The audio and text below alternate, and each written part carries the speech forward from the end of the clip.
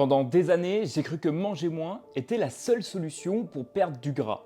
Alors, je sautais des repas, je me frustrais et au final, je craquais. Et chaque craquage me faisait reprendre tout. Jusqu'au jour où j'ai compris que manger plus, c'est justement ce qui allait me sauver. Alors si tu veux perdre entre 15 et 40 kilos, tu as besoin d'entendre ce que je vais te partager maintenant. Tout d'abord, ce que la majorité des personnes croient et qui est complètement erroné, c'est que moins je mange, plus vite je maigris. Alors oui, sur le papier, c'est tout beau, tout rose. Et effectivement, ça se passe un petit peu comme ça dans la réalité.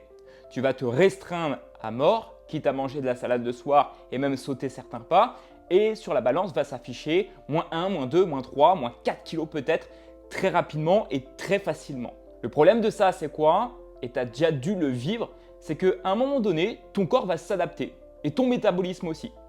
Ce qui veut dire qu'il va commencer à brûler moins en moins de gras et tu vas perdre moins en moins de poids. Tu vas commencer même à stagner sur la balance. Pire encore, vu que ton métabolisme réduit, eh bien tes fonctions vitales réduisent aussi. Et donc tu vas tomber dans un schéma où tu vas te sentir fatigué, frustré et où tu vas être plus enclin à avoir des envies de sucre très importantes.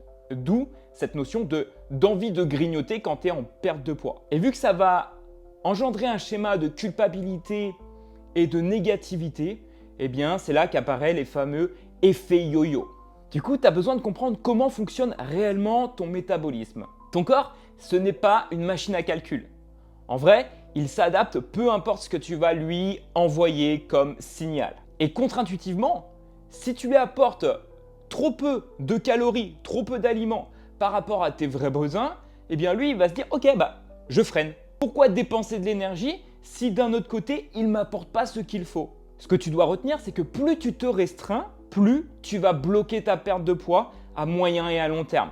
Et ce qu'on recherche avant tout dans une perte de poids durable, c'est de réussir à perdre du poids efficacement, de dégager ce fameux gras, que ça soit sur le moyen et long terme. Le court terme, en vrai, il nous intéresse juste au début pour valider que ça fonctionne bien pour toi. Et ce que tu dois absolument éviter, c'est de placer ton corps et ton métabolisme en mode survie.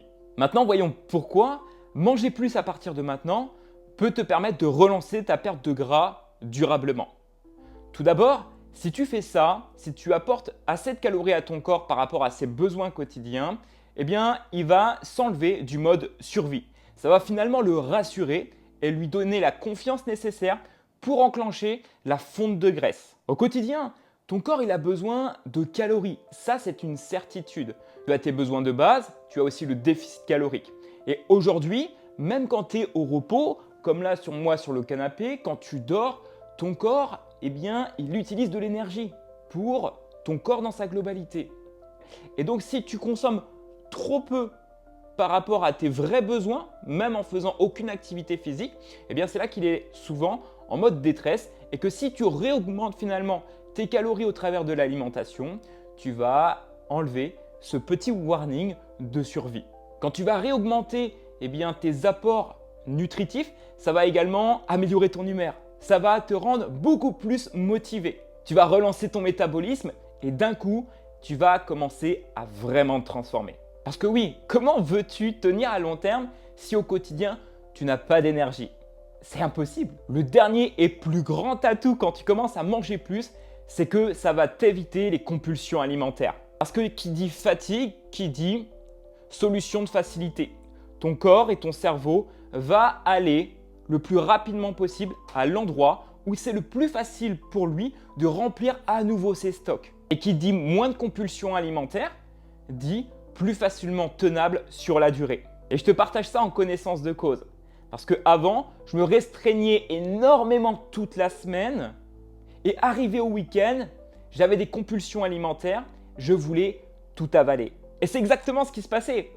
Et j'étais extrêmement déçu, très frustré parce que le poids remontait sur la balance ou parfois il restait totalement bloqué. Ensuite, il y a plein de bénéfices sur l'aspect mental et aussi émotionnel. Parce que si tu manges trop peu, tu crées des frustrations et des compulsions. Dès que tu vas commencer à manger de manière plus intelligente, c'est là où tu vas créer un rapport à ta nourriture beaucoup plus sain qui va te permettre de tenir sur le long terme, de rassurer ton cerveau et te permettre vraiment d'enclencher cette perte de poids.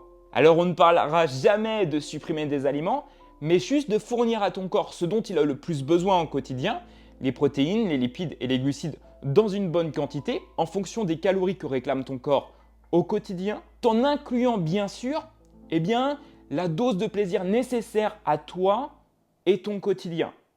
Regarde, juste avant, j'ai mangé 2 carrés de chocolat. Et pendant que certains se disent manger du chocolat, c'est pas bien pour réussir à perdre du poids et c'est pas sain, et moi, c'est ce qui me permet de réussir. C'est du chocolat en plus qui était à 80% et j'ai aujourd'hui des élèves qui perdent jusqu'à 1 kg par semaine en consommant 2 à 3 carrés de chocolat tous les jours et ils se le sont imposés dans leur quotidien, ce qui leur a permis de réussir à long terme.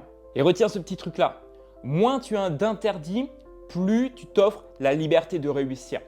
Pourquoi? Parce que personne n'aime être interdit sur quelque chose. Tu sais, tous les interdits, paradoxalement, créent l'effet inverse. Si je t'interdis d'aller dans la pièce qu'il y a chez toi et que je ne te donne pas la raison, qu'est-ce que veut faire ton cerveau à ton avis? Il a envie de voir ce qui se passe de l'autre côté. Et donc c'est pour ça que tu as tout intérêt à ne pas avoir d'interdits. Ok? Parce que les interdits sont des restrictions et personne n'aime avoir des restrictions, surtout pas ton cerveau. Et du coup, c'est là qu'intervient cette notion d'avoir un déficit calorique maîtrisé. Le déficit calorique, c'est la base qui va te permettre à ton corps et ton métabolisme d'enclencher une perte de poids, une perte de gras de manière efficace et durable. Si celle-ci est trop importante, tu risques à un moment donné de retomber dans ce schéma où ton corps va se mettre en mode alerte. Si tu consommes trop, c'est là où tu prends du poids et où ton corps, ton poids stagne sur la balance. Donc tout le sujet, c'est de réussir à créer un déficit calorique maîtrisé.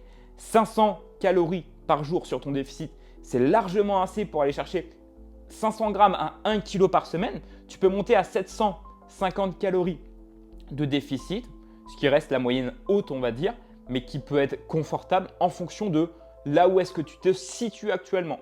Et dans tous les cas, quand tu sais tes calories de déficit, à un moment donné, le sujet, c'est juste d'analyser, d'observer. S'il y a des moments où tu sens que tu as plus de fatigue, plus de frustration, plus d'envie de sucre, c'est là où il faut rectifier le tir. Et peut-être juste sur 2-3 jours, réaugmenter un petit peu les calories, quitte à revenir après, finalement, aux calories de déficit que tu avais mis en place de base. Mais vraiment, aujourd'hui, ton meilleur indicateur, c'est toi et l'observation que tu peux avoir de tes comportements quotidiens, de ton énergie, de ton humeur, de ta motivation, de tes envies de sucre, etc. Et un point important, manger plus, ça ne veut pas dire non plus être en surplus calorique. Ça veut dire manger de manière mieux organisée pour apporter à ton corps ce dont il a le plus besoin au quotidien. Protéines, lipides, glucides et bien sûr vitamines et minéraux, tout ça dans le bon format calorique pour respecter ton déficit calorique. Et ici, tu dois te concentrer sur 1. La qualité effectivement de ce que tu vas consommer au quotidien, le moins transformé possible et le plus brut possible, et effectivement la densité nutritionnelle. Parce que tout aliment ne va pas remplir ton estomac de la même manière et c'est pour ça que tu dois être stratégique. Petit exemple de cas concret avec moi, sur les derniers jours, ayant pour objectif aussi de perdre un petit peu de gras là pour profiter pleinement de l'été, j'ai réduit mes calories. Or, il y a une journée où j'ai fait de la course à pied, donc j'ai couru pendant 1 heure et j'ai marché près de 8 km, ce qui m'a fait une journée de dépenses caloriques assez importante. Et en fait, j'ai pas modifié mes calories, limite j'ai mangé un petit peu moins parce que j'étais dans l'euphorie, j'avais pas mal d'énergie. Le dilemme de ça, c'est quoi? C'est que j'étais déjà en déficit calorique. Ce qui fait que cette journée où j'ai beaucoup plus bougé a créé un déficit calorique beaucoup plus important. Et qu'est-ce qui s'est passé le lendemain à ton avis? Grosse envie de sucre, fatigue importante, baisse de motivation. Aussi simple que ça. Et donc, ce que j'ai dû faire, c'est effectivement réaugmenter sur cette journée-là où mon corps demandait du sucre. Je lui ai apporté ce dont il avait besoin. Et maintenant, j'anticipe tous les moments où je dépense plus d'énergie pour apporter à mon corps ce qu'il a besoin. Parce qu'à tort, il y a trop de gens qui pensent qu'il faut manger moins et bouger beaucoup plus. Or, c'est complètement faux. Parce que si tu viens à bouger beaucoup plus par rapport à tes habitudes de base, ça veut dire que tu as brûlé plus de calories aussi. Et donc, qui dit brûler plus de calories, qui dit devoir manger plus, apporter plus d'énergie à ton corps. Or, si tu as créé un déficit calorique et où tu ne réalignes pas finalement ses besoins par rapport à ta dépense énergétique, c'est là où tu peux créer un gros déficit calorique et revenir dans cette fameuse boucle qui n'est pas forcément la plus optimale. Soyons clairs, tu veux perdre 15 à 40 kilos? Alors ne tombe surtout plus dans le piège moins égale mieux. Tu as absolument besoin de te concentrer sur la qualité de ce que tu fais en termes d'action au quotidien. Et ce qu'il te faut pour ça, c'est un plan structuré, adapté à toi et ta vraie vie actuelle. Si tu en as marre de galérer, de faire les choses seul, que tout ça te paraît encore flou et que tu veux vraiment un accélérateur pour réussir à long terme, comme l'ensemble de mes élèves et moi-même ayant perdu 22 kilos, tu as juste à venir m'écrire YouTube directement sur Instagram. Donc tu m'écris YouTube directement sur Instagram et je te montrerai exactement comment ensemble on peut enclencher une perte de poids durable de 15 à 40 kilos de manière efficace, rapide et surtout à long terme. Donc tu m'écris YouTube directement sur Insta et je te réponds personnellement pour voir comment enclencher ça ensemble dès maintenant. Let's go, c'était Teddy.